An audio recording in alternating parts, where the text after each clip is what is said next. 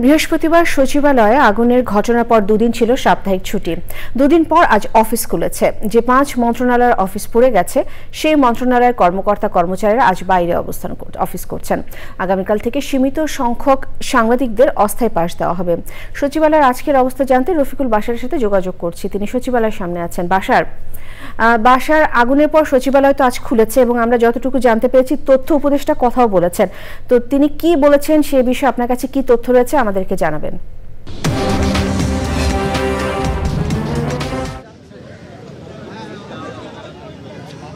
ধন্যবাদ রিদিতা। আপনি যেমনটি বলছিলেন যে এখান থেকে অল্প কিছুক্ষণ আগে তথ্য উপদেষ্টা এখানে এসে আমাদের সাথে কথা বলেছেন এবং তিনি যেমনটি জানিয়েছেন যে তথ্য মন্ত্রণালয় থেকে এখন পর্যন্ত 3000-এর বেশি অ্যাক্রিডিটেশন কার্ড দেওয়া আছে সাংবাদিকদের। এই সকল কার্ড বাতিল করা হবে এবং বাতিল করে সাংবাদিকদের আবার মূল্যায়ন করে নতুন করে কার্ড দেওয়া হবে। অর্থাৎ সচিবালয়ে প্রবেশের জন্য এখন যে কার্ড আছে অ্যাক্রিডিটেশন কার্ড, সেই কার্ডের কিন্তু আর কোনো কার্যকারিতা থাকছে না। আগামীকাল থেকে সাময়িকভাবে অস্থায়ী কিছু কার্ড দেওয়া হবে। যারা নিয়মিত সচিবালয়ে সাংবাদিকতা করেন, সচিবালয়ের তথ্য সংগ্রহের জন্য আসেন, তাদেরকে অস্থায়ীভাবে পাস দেওয়া হবে এবং নতুন করে আবার আবেদন নেওয়া হবে। আবেদন নেওয়ার পরে তারপরে আবার পাস দেওয়া হবে। এবং তথ্য উপদেষ্টা আরও একটি যেমনটি জানিয়েছেন যে এই যে আগুন লেগেছে, আগুনের যে তদন্ত হচ্ছে, সেই তদন্তের প্রাথমিক প্রতিবেদন আজকেই পাওয়া যাবে বলে তিনি জানিয়েছেন। এবং ওই প্রতিবেদন পাওয়ার পরে সেখানে কি হয়েছিল, নাশকতা নাকি দুর্ঘটনা নাকি শর্ট সার্কিট কি হয়েছিল, সেই বিষয়টি জানা যাবে, উনি জানাবেন বলে জানিয়েছেন।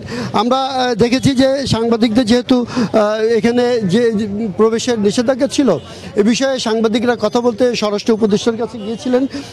আপনি জানেন যে সাংবাদিকদের সচিবালয়ে যারা কভার করেন, যেসব সাংবাদিক, তাদের একটি সংগঠন আছে। আমরা এখন কথা বলবো সেই সংগঠনের সভাপতির সাথে, মাহতাব ভাইয়ের সাথে। মাহতাব, আপনি তো স্বরাষ্ট্র উপদেষ্টার সাথে কথা বলেছেন, বৈঠক করেছেন, কি হয়েছে সেই বৈঠকের সিদ্ধান্ত কি হয়েছে?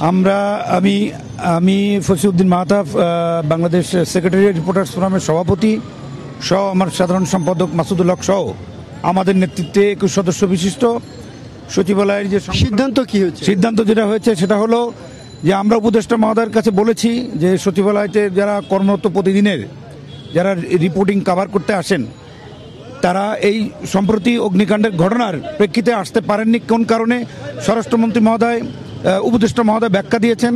সে ব্যাখ্যাতে যেটা উনি বলেছেন যথার্থ ছিল। যাই হোক, আমরা বলেছি আমাদের পেশাগত দায়িত্ব পালনে যাতে বিঘ্নিত না হয়, সেক্ষেত্রে আমরা যারা এখানে কর্মরত আছি তাদের প্রবেশের অবশ্য ব্যবস্থা করতে হবে।